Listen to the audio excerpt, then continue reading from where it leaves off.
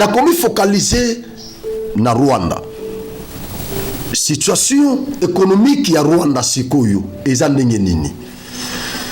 Eza ndenge nini? Est-ce que baza na paradis? Biso toza na affaire? Je ne crois pas. Bouti kolanda audio ya madame wana, c'est une Rwandaise. Je crois à partir ya audio na ye tokoki ko conclure que biso kutu toza kama malamu kibango. Bango baza na pasi ya koleka. Vous pouvez imaginer, naibisa kibino awa, que budget ya Rwanda, il y a 5 milliards et 4 milliards de dollars, budget annuel. 4 milliards de dollars. Na 4 milliards, 1,3 milliard, et outaka na ba aide financière, il y a partenaire exogène, il y a Rwanda. C'est-à-dire na kati ya budget na bango na 4 milliards bakotika na 2, quelque chose. Na 2, quelque chose wana. Aujourd'hui 2 milliards na bango et utaka na ba minéraux o ba piyaka na Congo. C'est-à-dire o ya bango moko ba taxe ba impôt na bango o bazo produire localement et ça ce qui ya ba 300 millions de dollars. Bozo siko pays ya ndenge wana. Siko yo na ba sanction ba payer belé o banda ko tinda ba aide financière na Rwanda ba suspendre ba aide wana. Aujourd'hui exemple ya Canada. Exemple ya Grande-Bretagne. Aujourd'hui exemple ya Belgique. France azana ye na keba keba. France azana no libanda. Aujourd'hui exemple ya Amérique. Moi ba pays oyo babanda kotinda ba aide financière na Rwanda ba suspendre yango. Awa tozo bunda sikoyo pona protocole d'accord ya Union européenne na Rwanda sur les minéraux stratégiques. Nde tozo bundela awa. Union européenne peut soki à suspendre accord na Yowana. Kagame sera foutu. Kagame sera foutu. Donc, ba aide mingi oyo uta kalibanda pour le moment est suspendu. Biso pe côté na biso. Aujourd'hui, ba état de siège oyo Félix a décrété qui na est. Et mekaki ko embrouiller lisusu exploitation frauduleuse. Ya ba minéraux na biso par le Rwanda. Et compliqué ki bango eza moko ya ba raison oyo poussa Kagame aya ko agresser biso. Mwanga chouchou bakangaye. Société minière de Bisuzu. Gouvernement congolais a récupéré yango. Et donc nyonso wana e plongea Rwanda na chaos économique. Oyo eza ko croupir lelo. C'est ce qui fait que ba Rwandais lelo ba constater bango moko qu'il y a et ça ne va pas. Babandi ko décrire situation économique na bango moko. Bolandi madame wana. Elle a dit dans cet audio que ba mindele nyonso o bazaki o ba créer qui emploi ebele. Ya ba mindele wana ils se sont retirés du Rwanda. Ba estimer que Rwanda déjà ko garantir l'issue sécurité na bangote. Au regard il y a un massacre nyonso zo le Cana Est. Ba éviter quand est-ce que ça peut barder na Rwanda parce que il y a le président burundais qui menace aussi le Rwanda. Ce côté il y a le Congo qui menace le Rwanda et donc ba éviter quand est-ce que ça pourra barder au Rwanda. Alors, Bamindelo, la plupart, il y a des employeurs qui se retirer na Rwanda. Bazongi na pays na bango.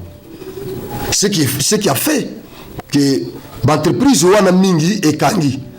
Ba Rwandais o bazaki employé kuna bazongi na chômage. To ya chômage et matili susu. Ba Belge o bazaki na Rwanda. Lokola relation na bango eza lisusu obo fixité. babengani bango tango bakei bakena misala na bango Rwandais o banda ko salela bango misala bazongi na chômage.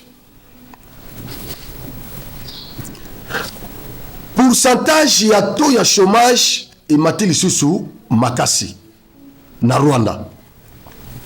Saki ya loso o banda ko somba na 35 000 na francs rwandais. Et le moins de 35 000 et que na 42 000 francs rwandais.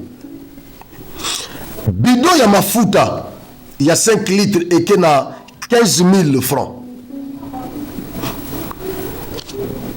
Ba touriste o banda ko visiter Rwanda. Ba kenera isusu te.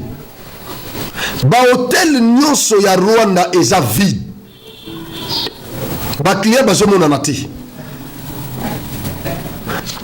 Ba travailleur o banda ko sala na ba hôtel wana bazongi na chômage parce que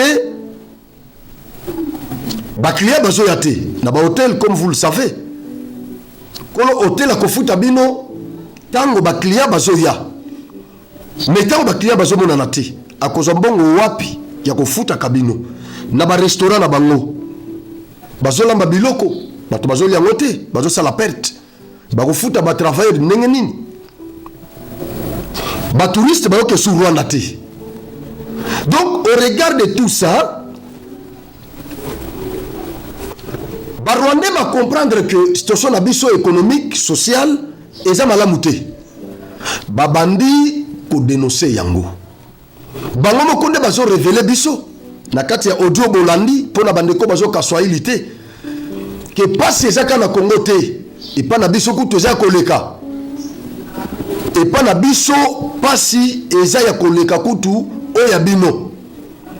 Et donc à partir ya audio oyo moi j'ai compris que mosala oyo ba congolais bazo sala na média communication na biso c'est un grand travail qui mérite le soutien de tout le monde.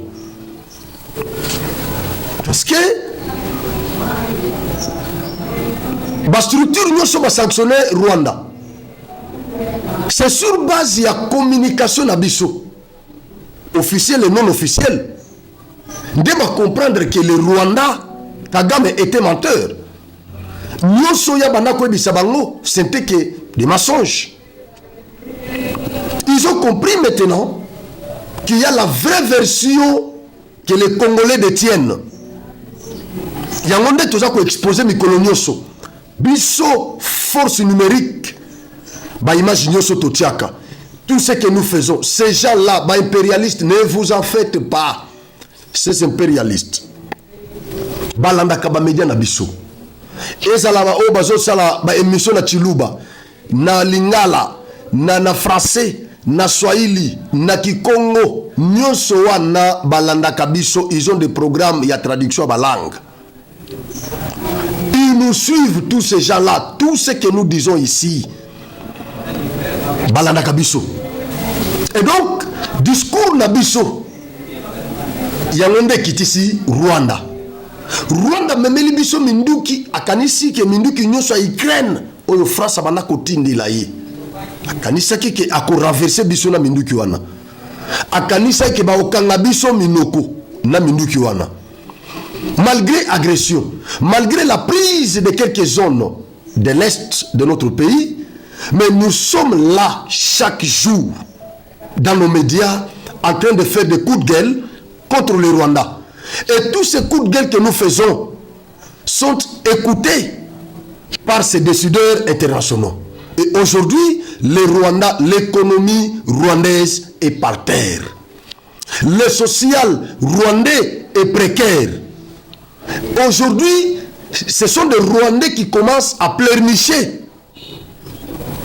Nous sommes agressés, mais les dégâts collatéraux de cette agression-là sont sentis au Rwanda par les Rwandais. Les dégâts de cette agression sont sentis par les Rwandais. C'est-à-dire les Rwandais sont aussi des victimes de cette agression. Kagame pense que il agresse le Congo, il fait une bonne chose pour le Rwanda. l'agression est à l'intérêt du Rwanda. Mais finalement, les Rwandais se rendent compte que cette agression n'est pas à notre intérêt. Cette agression, nous en sommes les premières victimes parce que nous avons un micro-État pauvre. Le Congo est gigantesque. Ils ont beaucoup de minéraux. Ils ont beaucoup de provinces riches. Vous pouvez menacer l'Est, mais au bas Congo, là-bas, il y a les ports qui fonctionnent. Il y a l'argent qui entre par ces ports. Nous avons notre forêt à l'Équateur, au Kasaï. Nous avons des minéraux, il y a des activités. Nous avons des frontières avec l'Angola qui sont opérationnelles, qui coûtent, n'en parlons même pas. Donc, ils se sont rendus compte que malgré l'agression que nous avons faite à RDC, mais ces pays quand même, ils vivent un peu mieux. Mais maintenant, c'est nous qui sommes des victimes de cette agression. Nous avons perdu beaucoup de nos frères. Je vous avais balancé une vidéo ici d'une dame rwandaise qui nous a révélé beaucoup de choses. Nos frères qui partent au Congo ne retournent pas. Ceux qui retournent sont des cadavres. On vient nous appeler pour aller récupérer ces cadavres-là dans des morgues rwandaises. Soit des gens qui ont été attaqués par des bandits, d'autres ont connu des accidents. Et ils ne nous ont jamais dit la vérité. Qu'ils sont morts au Congo, au front. Donc nous avons perdu beaucoup de nos frères qui partent au Congo. C'est la dame qui nous avait révélé ça.